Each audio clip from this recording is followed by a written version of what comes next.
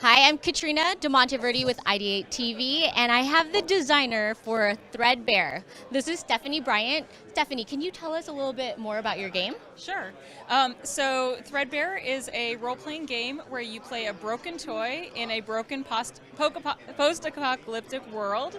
So you can play like a stuffed animal, you can play a Tonka truck, you can play any kind of weird, toy like that. Or weirdly enough, you can play a sock.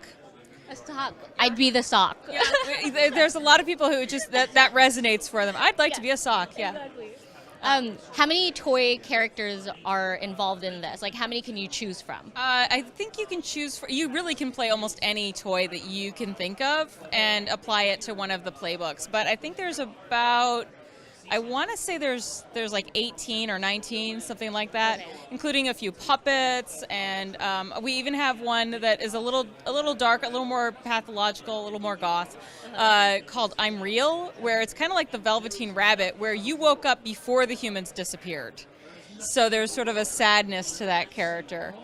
But it's a really good game. And there's not a whole lot of combat, so it's very family friendly. If you want to have combat, it's like okay, we just cut to a montage, we resolve it very quickly and move on. The game is really about breaking all your parts and everything, repairing, upgrading them, and building and making new stuff, and also making friends. Sometimes literally.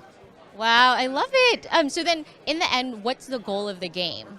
Well, obviously the goal of the game is to have fun. It's a role-playing game, so a lot of times the goal of the story is we're trying to, get somewhere or overcome an obstacle or learn something new about our world or about ourselves.